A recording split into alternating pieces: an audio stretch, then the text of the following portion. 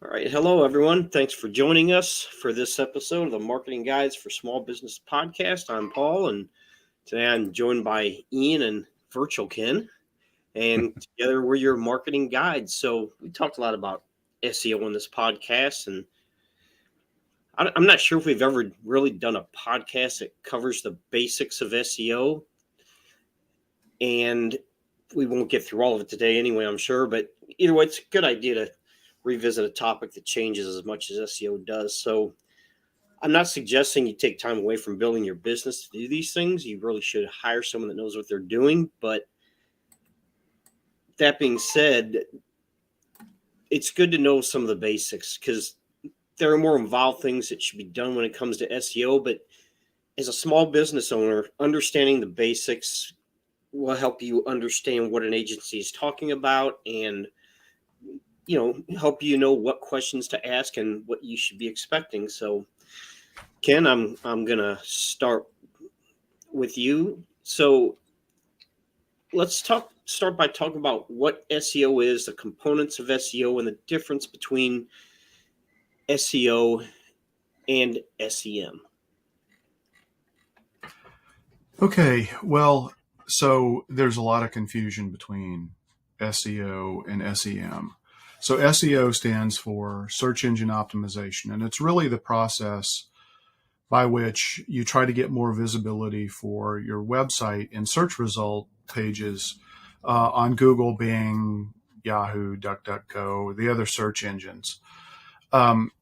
Search engine marketing is a paid strategy, which typically could include pay-per-click, for search phrases and things like that. It's a paid strategy.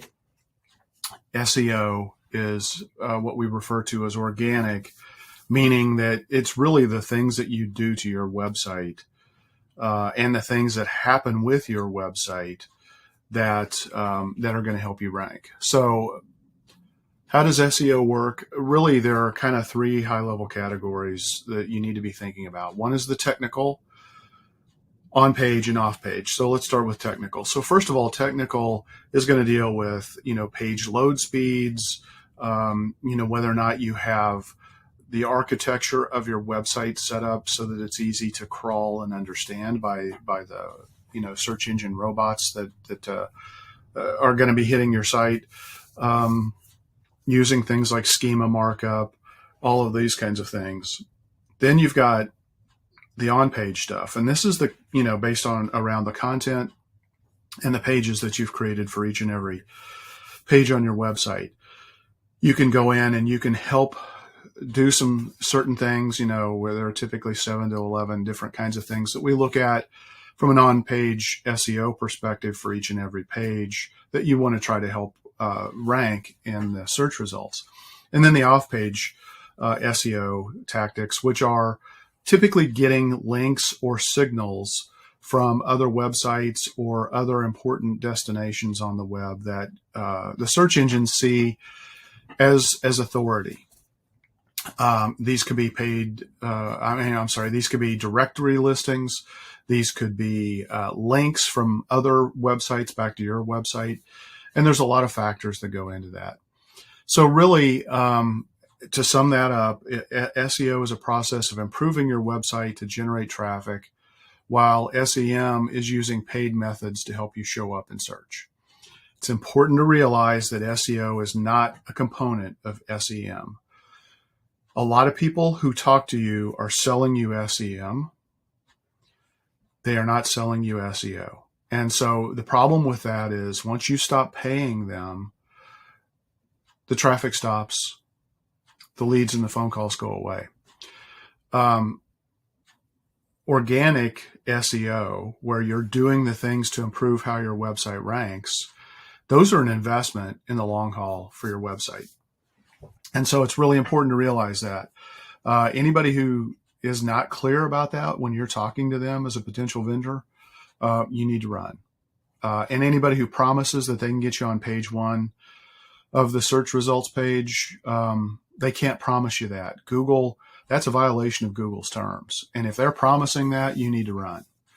So you need to be very careful here. There's a lot of shady characters. Now the good news is this stuff is all, I mean, if you do things the right way, and you've done things the right way over the last, several years, it's truly an investment. Your website is truly an investment, and the things that you do from a search engine optimization perspective are going to yield benefits. So to get visibility, let's talk about what that means. So you've got to create content that both the search engines and the users love, want, or need. The search engines need to be able to discover, index, and serve the content from from the pages and the content that you've put on your website. And then you from an SEO perspective, you need to know how to optimize and promote that content and the website structure and everything about your website to help the search engines understand that. So while SEO is constantly changing, Google releases several minor updates all the time. Not daily, maybe, but pretty close to daily, and sometimes maybe even more than daily. But major releases happen, on a fairly regular basis as well, and they can shake things up pretty substantially. And sometimes it takes a while for things to just kind of settle out and reshuffle the deck. And so you may take a hit in the short term for your rankings, but if you've done the right things and have done the things that Google says is important, then you should start to see that come back if you did get hit in an update. AI is making this even more complex because the AI has the ability to go in and make decisions faster, analyze trends faster, see what good or bad practices somebody's doing on a website faster. And so marketers have to stay up to date with the SEO education. Really critical element there. Things that evolve, right? I mean, now that we have mobile phones, voice search has exploded. And so you have to be prepared for that. There are new features and tool sets that are becoming available. We talked about AI and machine learning. And you always have to pay attention to your audience and how are they behaving? What content do they want? How do they respond? How do they interact with your website? It's about user experience. And there are a lot of signals that individual users, when they're hitting their website, are sending to your, to the search engines to see what they think about your content. So, foundationally, a couple of things are really critically important. And I'll get to these here in a couple of minutes because I know Paul has some questions about these. And one is you got to understand the intent of the user. And two, you've got to produce quality content.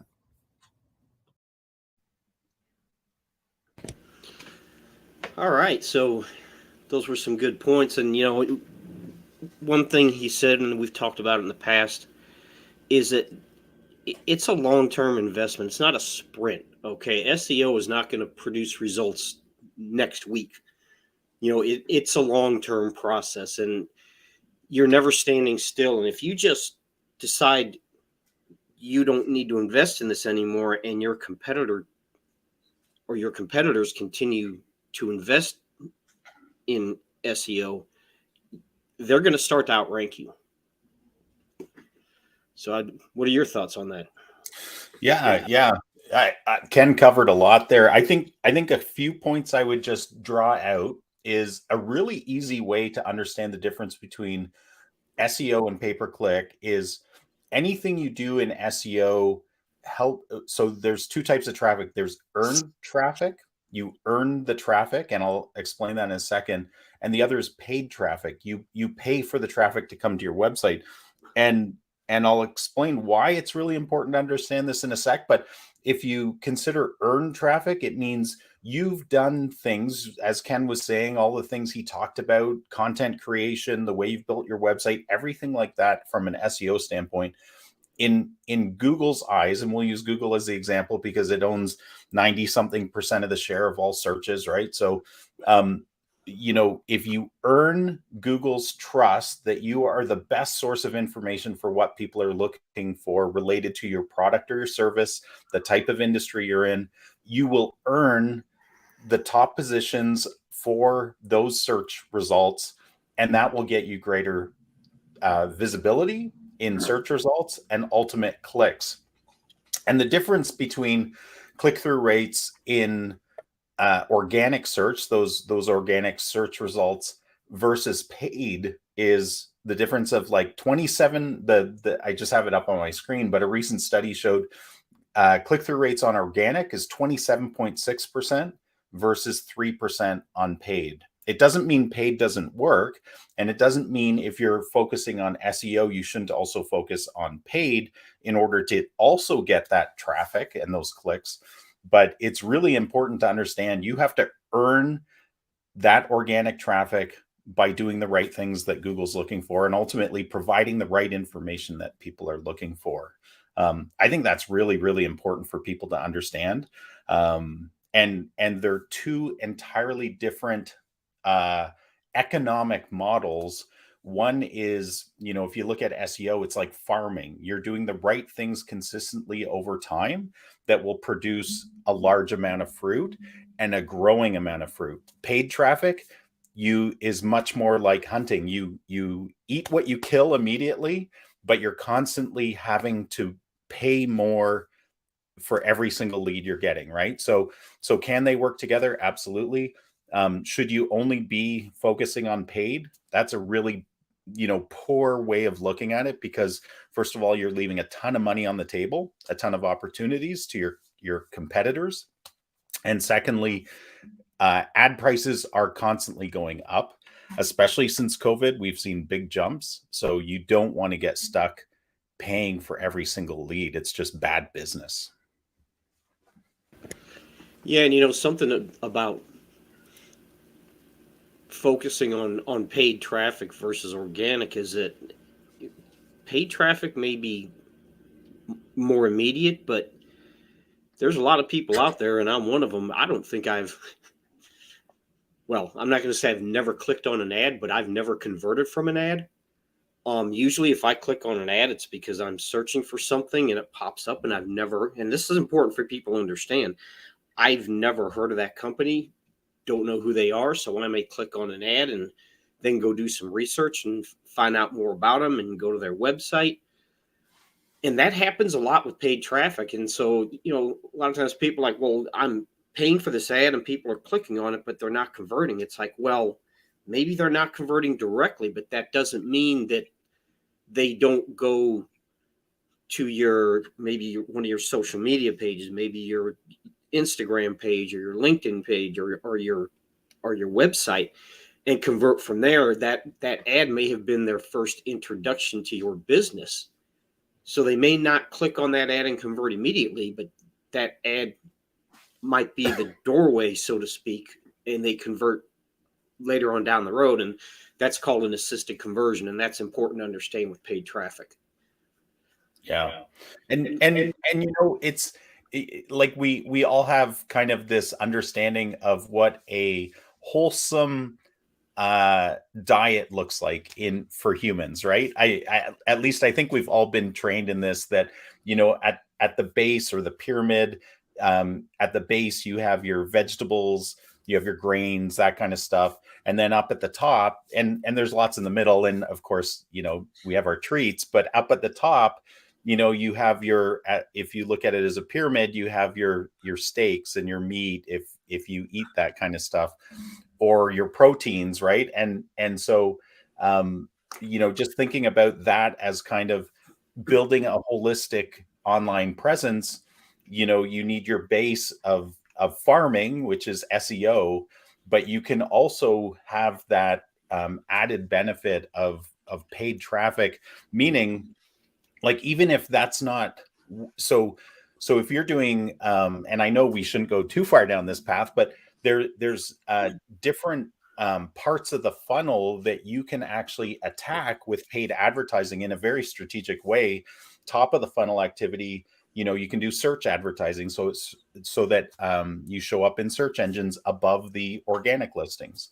But then once somebody comes to your website, you can add this layer of paid ads that is very strategic in nature, where you're retargeting. So whether they come to you to your website through a paid ad or organic or directly or a referral, whatever it is, you can then hit them up again and create greater visibility with paid ads. So, I almost always see that paid ads can be very relevant and very strategic for businesses, but I wouldn't do it at the same time as ignoring SEO. I think that's just faulty thinking.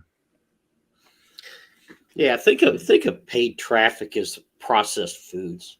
Don't make it the basis of your diet. Right. So, Ian, all that being said, so SEO strategy versus SEO tactics. What's the difference there? Yeah, some easy ways to think about it is strategy is the why. Why are we going to do these things? And tactics focus on the how. This is a really important topic. I love this topic. It's actually a hugely overlooked topic in general in marketing, but I would say even in the SEO realm. Because why it's so important is if you truly understand the difference between strategy and tactics, and that you absolutely must employ strategy first and then tactics follow, your business will always win. You'll always beat out the other competitors that are only focused on the tactical side. So just to reinforce that a bit, so strategy is the why of the equation. It's the big picture. It's, how do we align our efforts? What strategies will we employ in order to achieve our goals? And what will the measurements be in order to know if we're achieving our goals? So think big picture. Think of, we're going to go on a trip. We're going to go out to California, and we are going to. Why would anyone go to California? It's always sunny. Oh, not always. But this is just an analogy. So stick with me, Paul. So we're going to hop in our car. We've determined that our car is our mode of transportation. We're going to hop in our car and we're going to go out there. So that's kind of strategically, we've decided we have a destination. It's our goal. And we know what vehicle we're going to take. But the tactical side of it is, well, what route are we going to take? Where are we going to stop to rest at night? Where are we going to stop for food?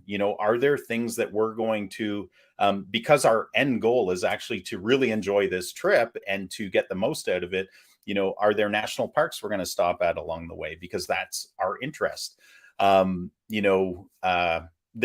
all sorts of other kind of tactical things, but it's the how, the specific activities. So bringing it back to SEO, like what specific marketing SEO activities will we do as a business on a daily, weekly, monthly, annual basis that are going to help us achieve our goals?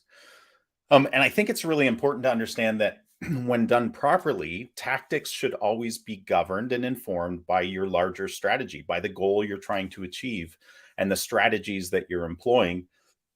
But also, it's important to understand that your tactics, so as you do the tactics, the specific activities that will help you reach those goals, that the results of those and what you learn during that process actually create a feedback loop to your strategy in order to optimize it in a big picture way and help you get to your goals even faster. So I think, like I see this all the time. Maybe you do too, Paul. Like, a lot of the businesses we talk to are stuck in what I would call the tactics trap. Even if they're hiring agencies or individual marketing companies to serve them in very specific areas, even specific areas of the SEO puzzle, so to speak, they're caught in this tactics trap where, they actually don't have bigger goals. Like, I mean, in the back of their mind, and even when they're speaking with these companies, they're saying, hey, we need more leads. That's our goal. We need more leads. But they don't really have a strategic plan to help them get there.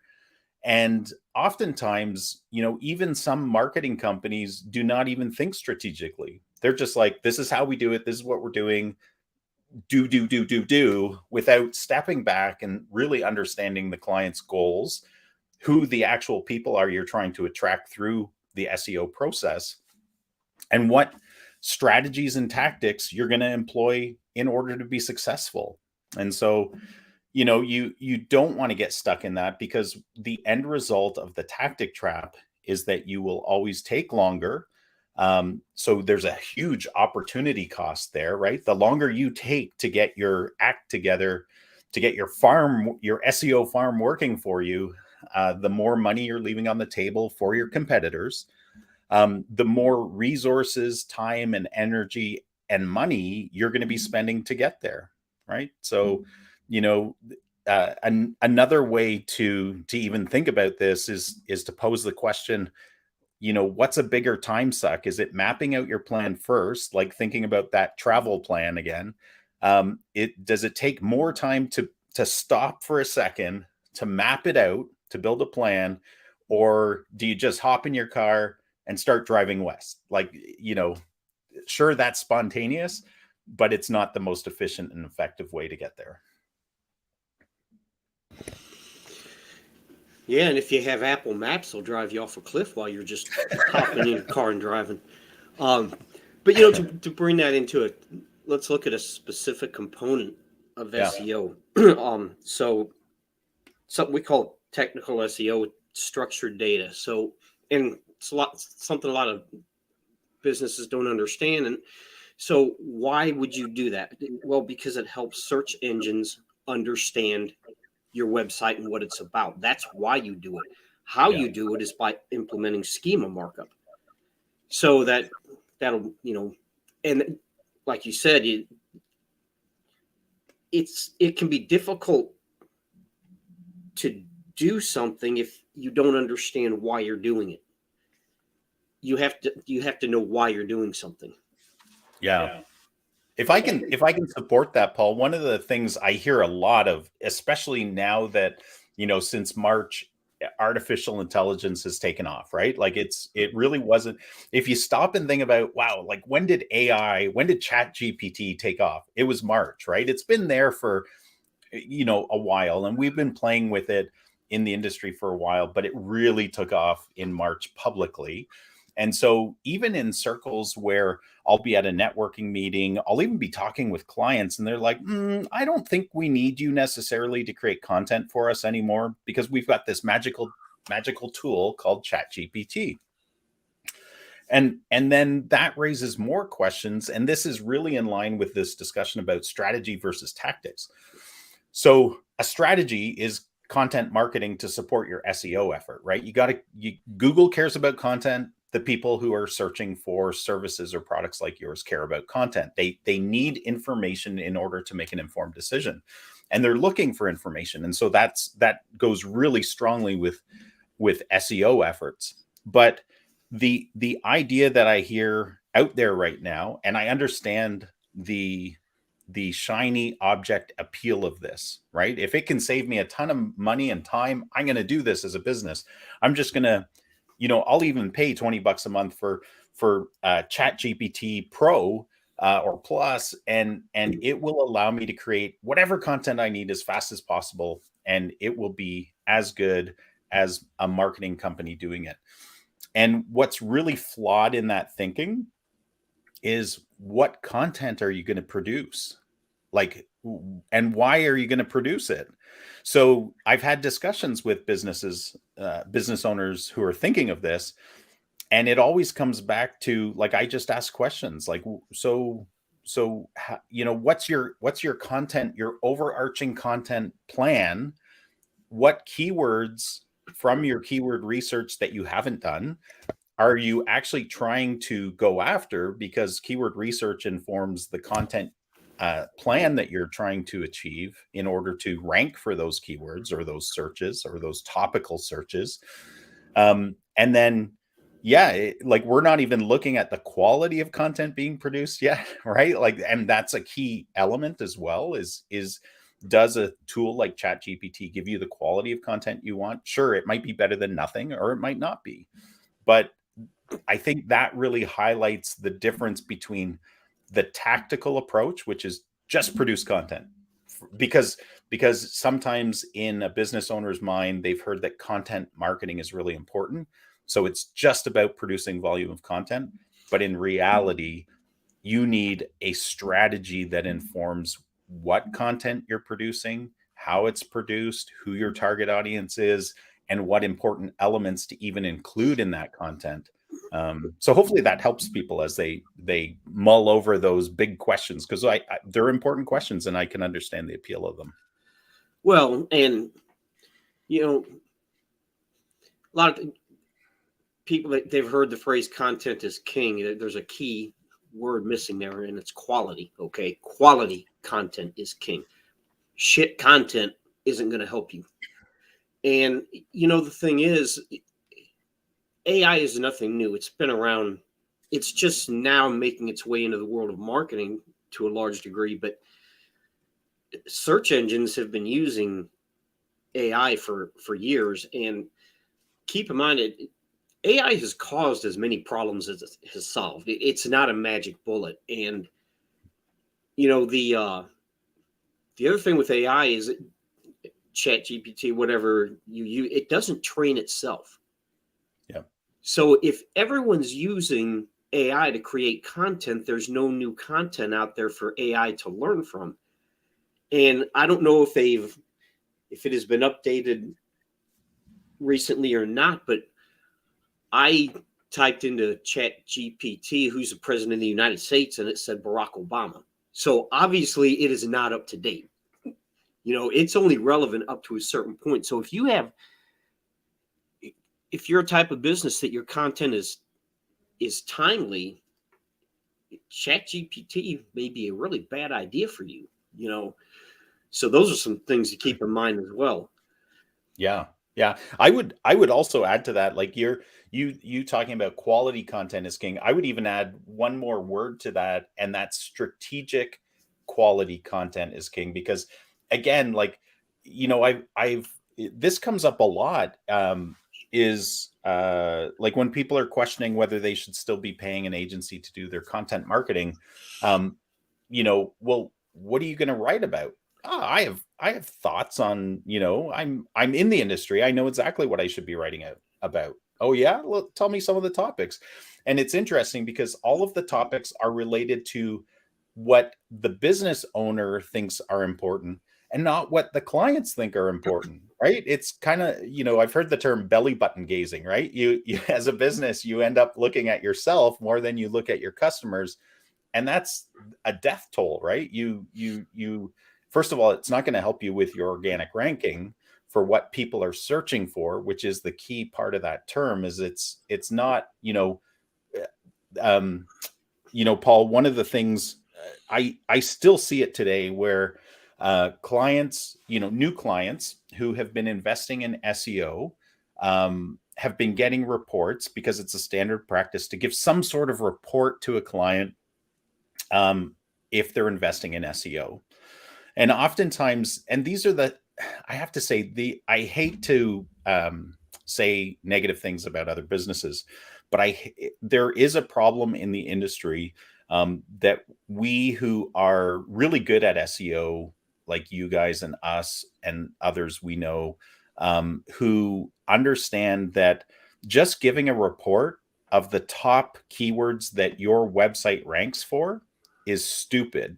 Like it's because, and the reason for that. So if you're a listener and this is the type of report you get, that here's your top 50 keywords that your website ranks for, the key part that you're missing from that, and that your SEO agency or business company is essentially hiding from you, is those don't matter. What matters are, what are the most searched for keyword terms or keyword topics that your ideal clients, your qualified buyers are searching for, not the ones your website ranks for. It's important that your agency is looking at that.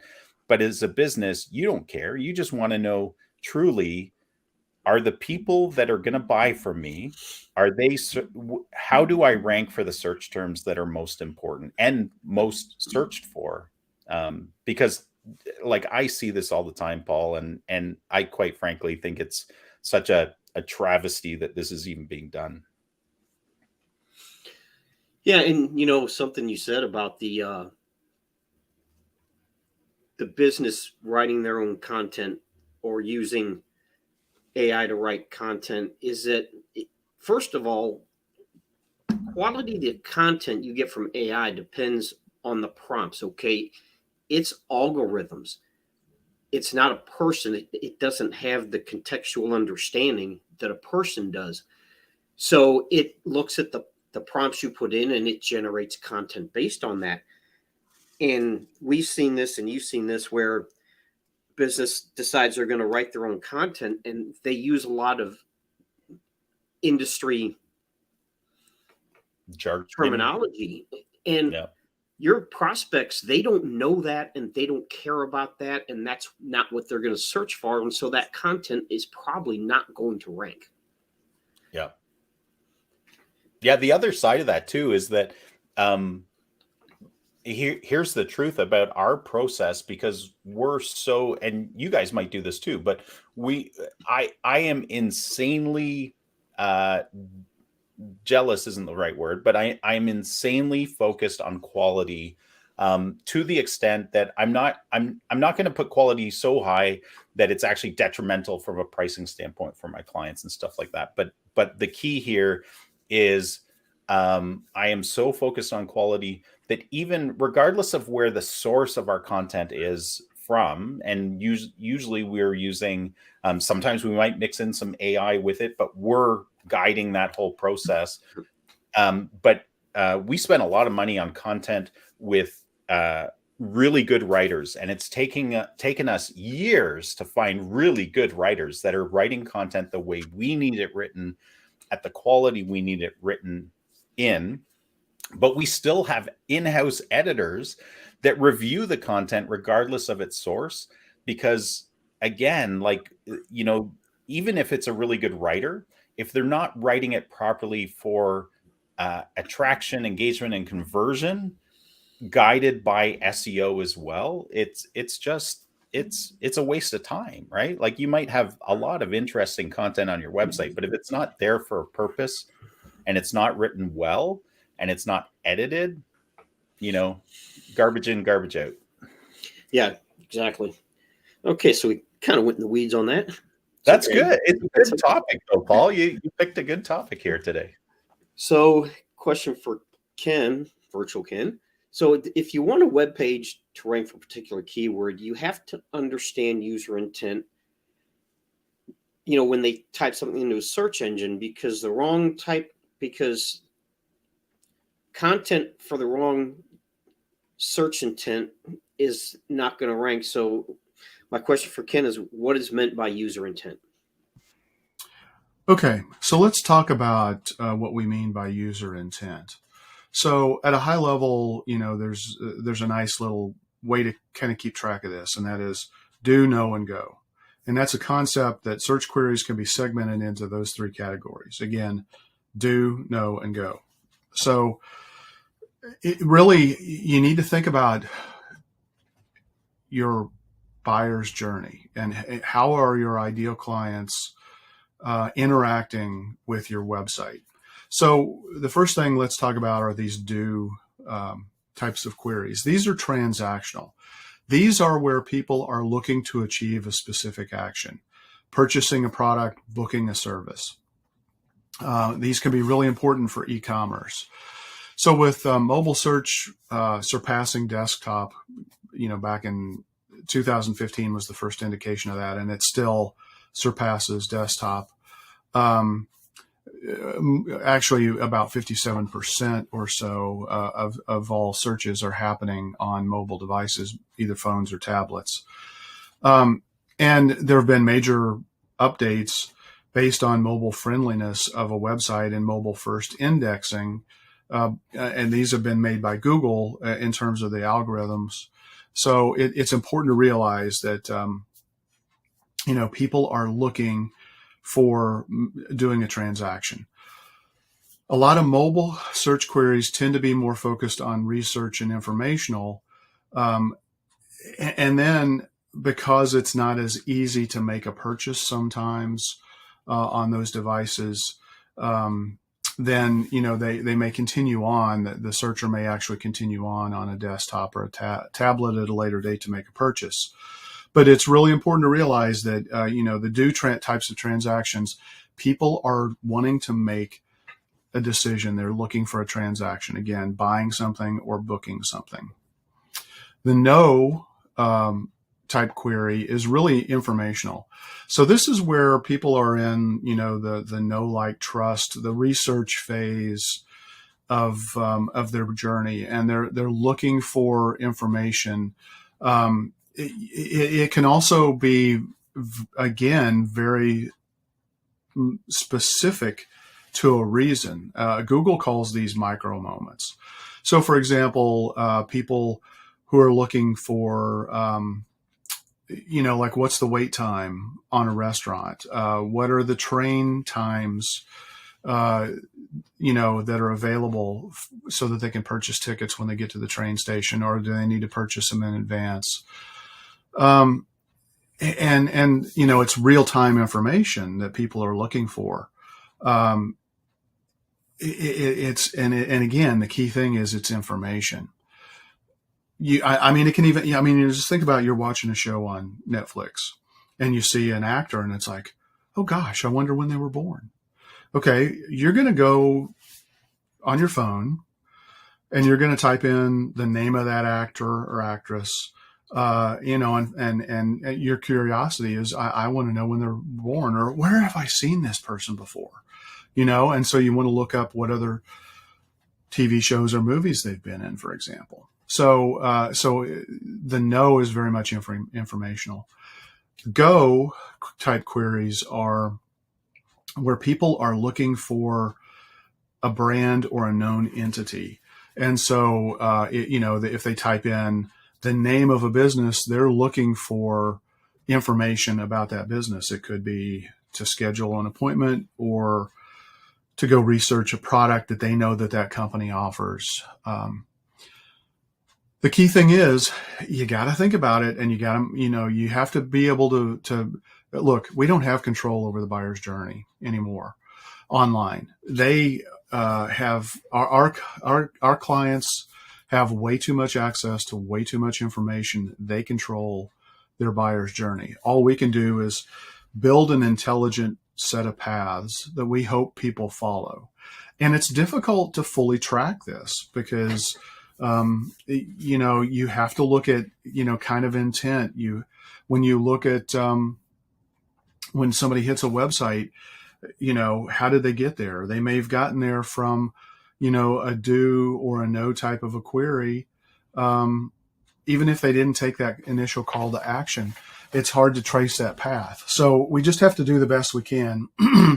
And we have to really think through the intent and what is driving people to do what they do and the way that they search. And then that leads to the next topic, which I'm going to cover here in a minute when we get to it, which is why content is so important for SEO.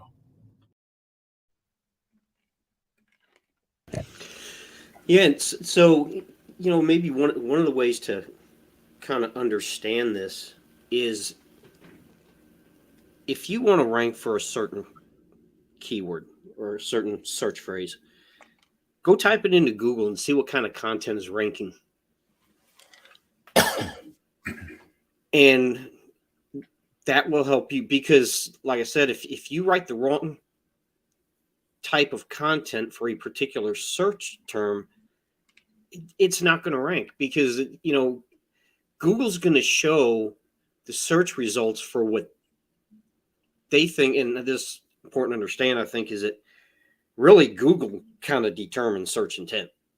They show the content that they think is important for a particular search term based on what they think search intent is. And Google and Microsoft are kind of out of control lately, but that's a whole nother discussion. But do you have any thoughts on search intent? No, I just think it's really valuable. I think I actually do like search intent, and I as much as I know, Google is the gatekeeper, just like they are with 93% of all search results in the world right now, right?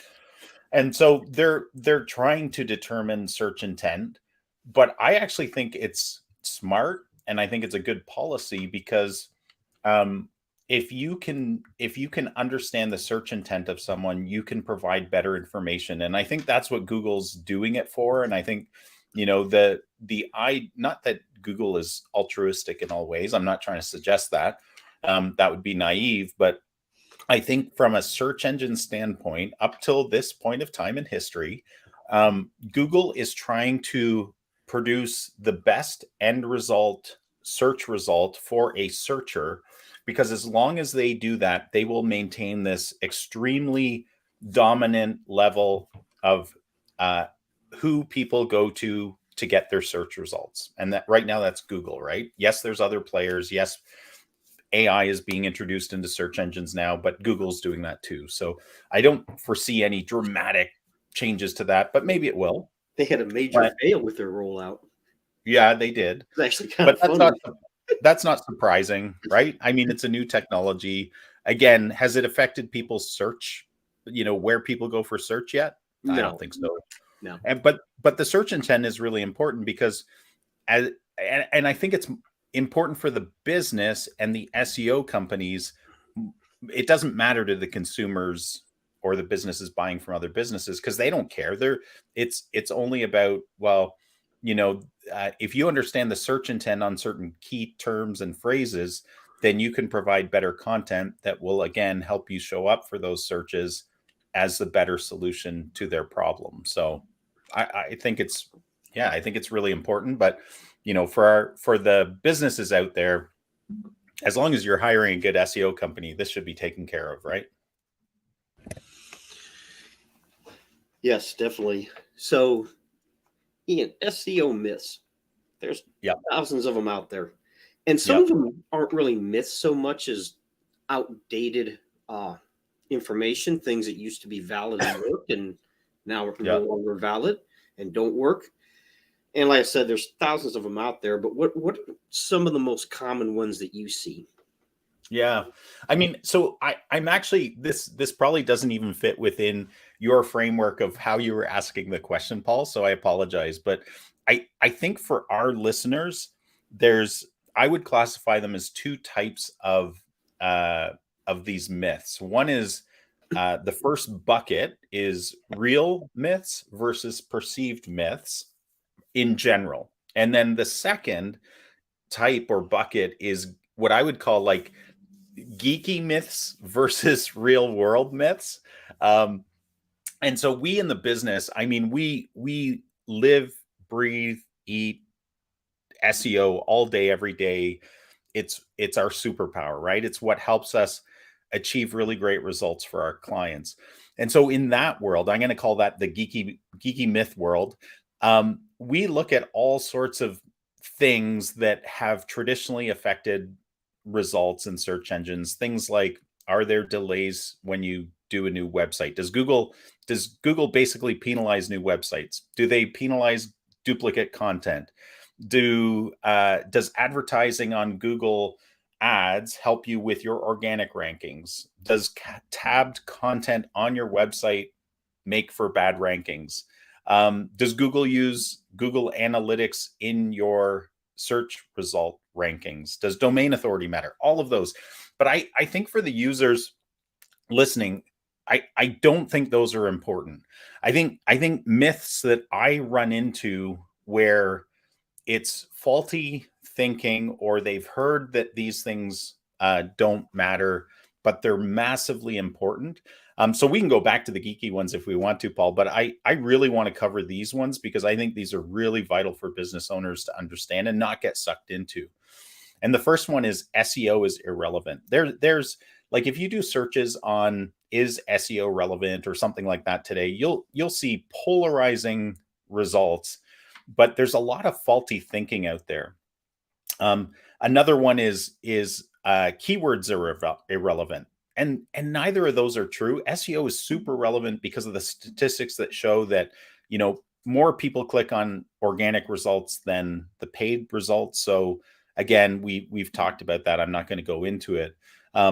Another one is that as long as your web designer has a bullet point in, how they produce websites, that SEO is a part of the website build, that all websites are created equally. And that is a super big myth that is so false, because a lot of web designers don't do keyword research. So they don't actually know what content needs to be put on the website from an intent standpoint, from a transactional standpoint, from an informational standpoint, in order to help you rank, right? Another myth I see a lot of out there is that templated websites are going to compete effectively against custom websites that are informed by research, right? So an example I see all the time is in the dental marketing world is you sign up for a practice management software with one of these massive practice management companies, and that they will build you a new website. The truth is, they send you a link to templated websites. You choose which template you want based entirely on look and feel, and your website is magically produced.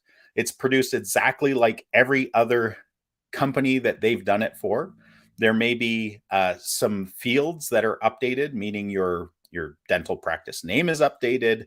They will insert your name as opposed to another dentist's name, but a lot of the content is exactly the same as everybody else's. So, one of the myths that I said in the geeky section was, does duplicate content matter? And there are radically, even from Google. So in the article that we were looking at before we went into this podcast, just in preparation, one of them suggested that duplicate content doesn't matter. And I think that's actually a myth and a lie that's actually perpetrated by some people at Google sometimes. And it's horrible because anecdotally, duplicate content is horrible. So where we see this is you can buy PLR is one form of content, or So what is PLR for those that don't know? Yeah. I'm trying to remember what the acronym stands for. It means you have rights to the content. Like, say if I wrote an article and I released it to the public, like I sold it, people could buy my article on Invisalign. The benefits of Invisalign. Every dentist wants that on their website. So I wrote an article about it. Private label rights. Private label rights. Thank you. So that means you as a business can buy my article for $40 or something. You get the article. Rights to use it. That's right. And you can put it on your website without altering it at all. And so when you stop to think about that, like, does that give you a competitive advantage over another dentist in your area who has the exact same article? Absolutely not.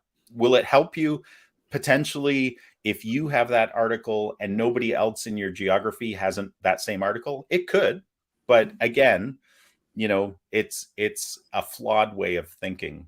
Now, that's an important point right there, is that there's something called the canonical URL, okay? And that is what Google recognizes as the original source of a piece of content.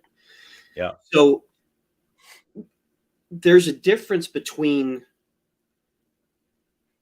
does duplicate content hurt you, or will Google penalize you? And does it matter if you have duplicate content on your website? Well, Google won't penalize you for it. They'll simply tend to ignore it because they're going to look at the canonical URL and give that website credit for that piece of content. And that's an important distinction that you brought up, is that no, they're not going to penalize you for it. They're just going to ignore it. So to me, like, not to splice hairs on terminology, but to me as a business, that is a penalty. Like that's hurting my right. It's opportunity to be visible. So, right. So regardless of what we call it, I think we get caught up in these terms sometimes, and that's not a comment about you, Paul. That's a commonly held thing. And if you were to ask Google, am I penalized for this? They would say absolutely not. But I think it's term splicing. No, they're not going to penalize you for it. It's just not going to help you. Right. Which essentially is the same thing. Right. Yeah.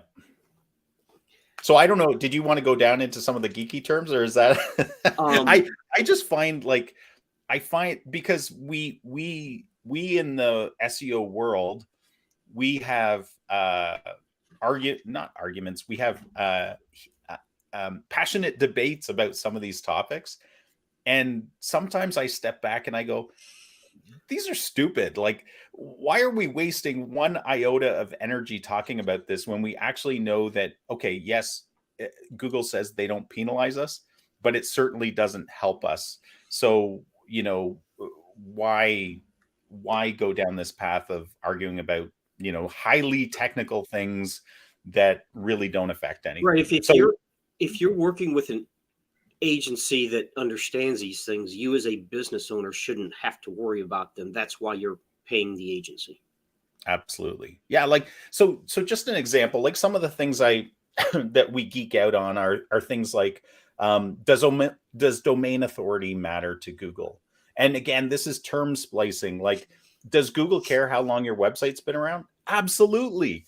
Does Google care about other like backlinks going to your website? Absolutely. And so domain authority is just an industry term that says my domain has a certain amount of power to it because of a whole bunch of, it's an amalgamated metric, right, of all these other things that contribute to having authority in the space. So does Google use it? They don't use domain authority, but No, again, I think it's term splicing because they use all these other factors that make up domain authority, and that's why we created this metric, right? yeah, and that's something we've talked about a little bit in the past. And domain authority is an aggregate rating, really developed by SEO tools like Yeah. whether it's Ahrefs or SEMrush or Moz, and they all calculate it differently. But see, here's what people don't understand, and this is straight from Google. Google doesn't look at your website as a whole. Google doesn't rank websites. Google ranks web pages. So they have, and they used to make it visible. Now they hide it, but they do have a page authority ranking. Mm-hmm. And they do use that to rank web pages, but Google does not rank websites. Google ranks web pages, and that's directly from John Mueller from Google. But so here's where I get upset about these conversations, Paul, is so that leads people to believe that there is no aggregate value in how your website is structured together, how all those web pages work interconnectedly, meaning like links between them and stuff like that. It leads people to think that when that's absolutely not true. And we know it because Yeah, there absolutely. is this aggregate power of a website that's built properly, that's linked properly, that your pages, one page, like this is why hub page strategies were created, or pillar page strategies, right? Where hub and spoke, where you have all this content about a topic is pushing the power of those pages into a greater power for a specific page, right? So I don't disagree with the specific of what you're saying. I just think it's misleading to the average user. The structure of your website helps Google understand what your website's about and what Yeah. content is most important. So Yeah. there is an aggregate, authority being built up. It's just, and again, this goes into some technical stuff that, and I understand what you're saying, but I think people need to understand that what you just said is that the structure of your website, the internal linking of your website is absolutely important because it helps search engines understand what your website's about, what content is most important. And these bots that crawl your website, and this goes back to something we call orphan pages. If a page on your website is not in some way linked, whether it's from navigation or another page, internal linking, the search engines may never find it. Yeah. I mean, the thing to remember too, like, so some of these arguments I hear, like kind of like how Google ranks pages, not sites, is where you go into their back end tool that Google has provided businesses to understand how their website, not their page, but how their website as a whole has been crawled, and how Google sees technical issues and stuff from a site as a whole, but also from a page standpoint, is Google Search Console, right? And Right. so to your point, you upload a site map, which tells Google, here's the structure of my website. Here's all the pages. Here's all the posts. Here's all the categories. Here's how they all interlink. Like, if Google didn't care about that stuff, it wouldn't be in Search Console, right? And Like, that's our tool to understand how Google views our websites. And they still won't index half your pages. That's a whole nother Yeah. discussion. Yeah. So anyway, so we went all about that for a while. We might run out of time for this podcast, Paul. We only might got have to two more split it into questions. two. So Ken, why is content important for SEO? This is what he had to say. All right, this is one of my favorite topics. Why is content so important for SEO? Well, first of all, Ian and I and some other folks felt so strongly about it, and we didn't feel like there was a really good, clear guide for a lot of small businesses and business owners. So we created a book called Content Marketing for Local Search. Really, content is all about, creating content that helps you with, to align with that user intent. And it also has to be sanity checked against the content that's out there from all of your other competitors, how the search engines are going to see it, how they're going to rank it, and also what is the user intent.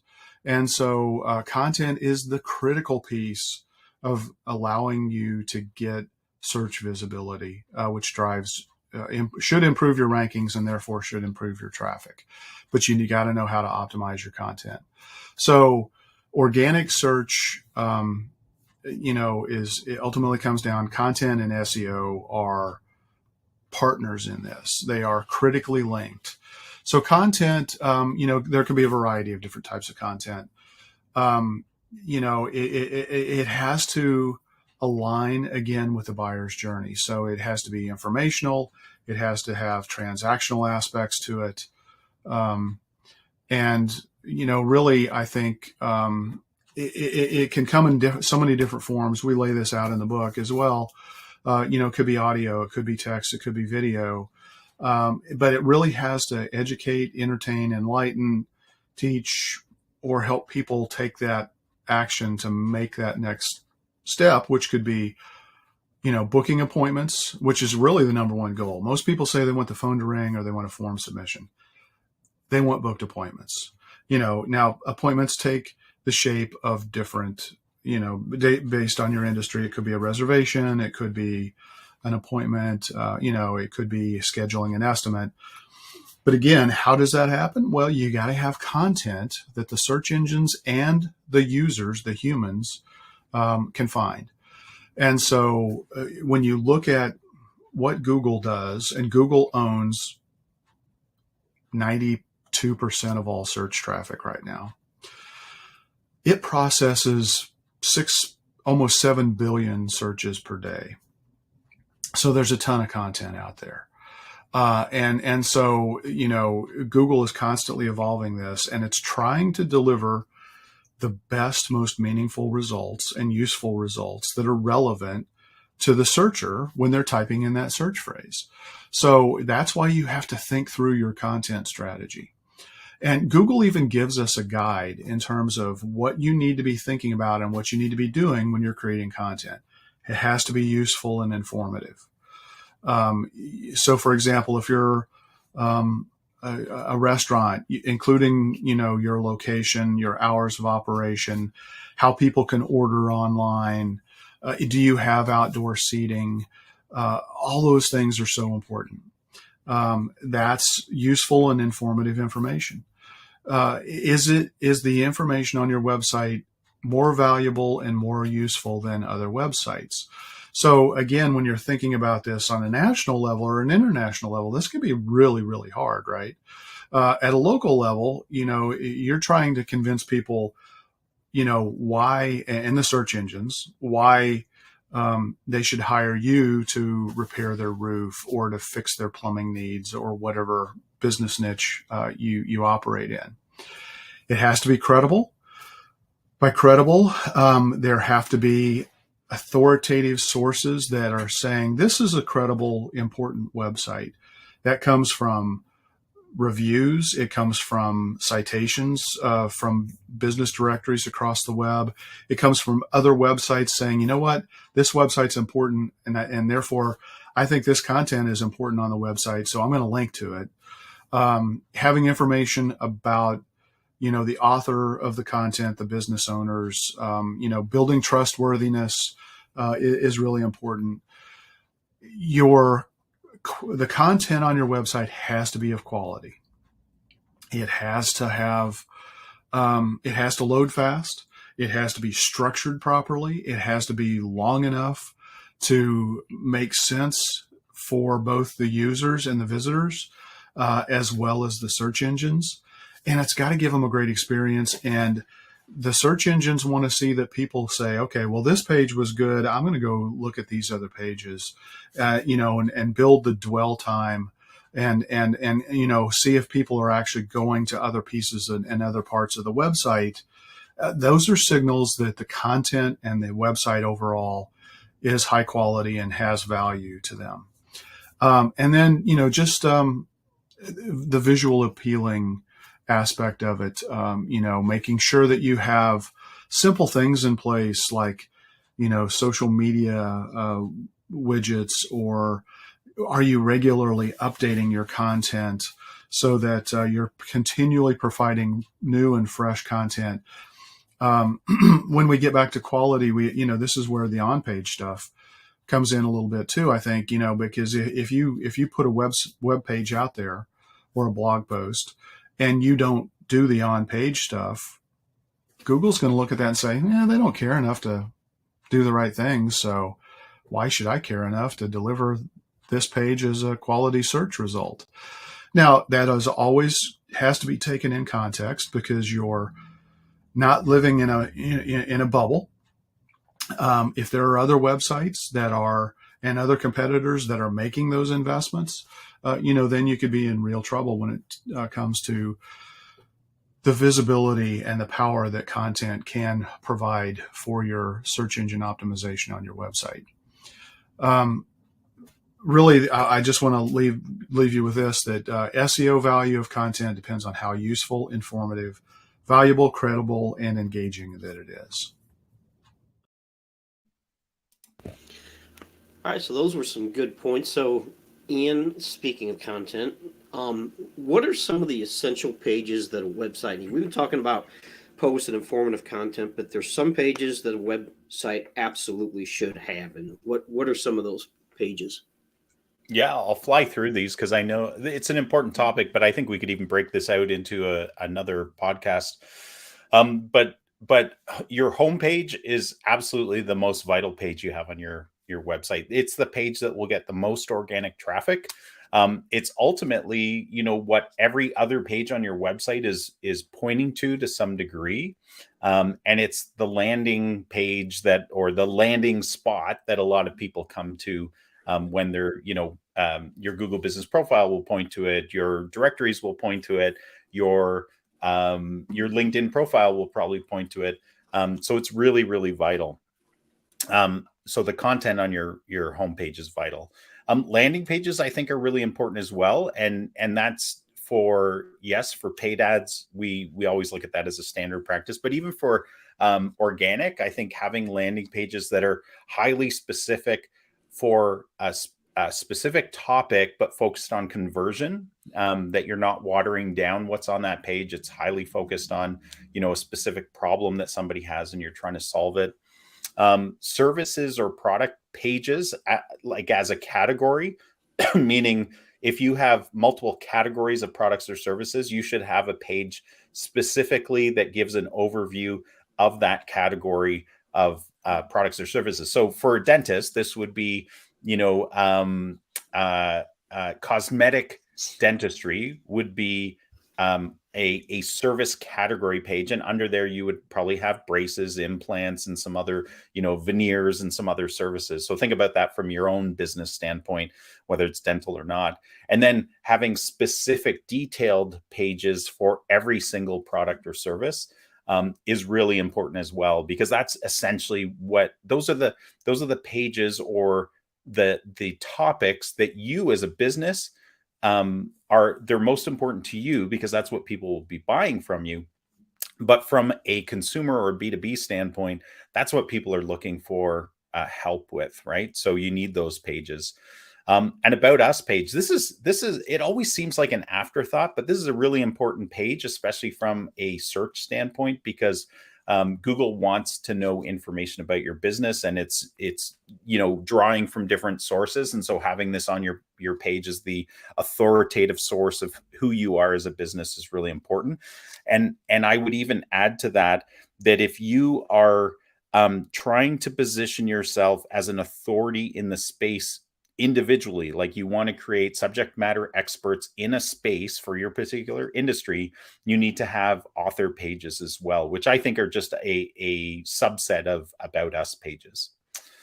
Contact page. You need to have your contact information on your footer as well, but you need a specific contact page, a blog, overarching blog page that shows all the blogs available on your website, and then having specific blog pages, right? Those are really important because you can drill down into the longer, we would call them long tail keywords, but it's really the longer, the questions, the longer form questions that people have related to your services. So they might not be, it might not be a question that they are looking for your service. They might have a problem that your service can provide help on. So meaning if you're a plumbing company and you service like people's wells, and there's, you could have a blog topic on jet pumps versus submersible pumps and the benefits of each, right? And so when somebody's searching for that longer question they have related to that topic, you show up. FAQ pages, so frequently asked question pages, are really important as well. And there's more, but I think if you were to do those, 9 or 10 types of pages on your website, which, as standard practice, that's what we do for our clients when we're building out new websites. And I think that's what you guys at Changescape do as well, right, Paul? I think as a business, you're gonna be further ahead than your competition who doesn't focus on this, correct structure of building out content that's meaningful to the user and therefore meaningful to Google. Yeah, on a lot of websites, the About Us page is like the second most visited page. So it's very important. So we've gone a little long here, so I think this is a good place to wrap up. So Ian, you want to take us out?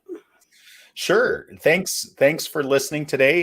You're going to have to listen to this at, double speed just because we went long, but we appreciate you guys as our listeners. That's why we're here. That's why we like to share our expertise with you in order to help small businesses thrive. So if you find this valuable, please share, please like the content, but share it with other business owners who will find it of value. Reach out to us if you ever have a question or a need related to these topics, or if you have a topic that you think would be valuable for us to cover, we're happy to do so.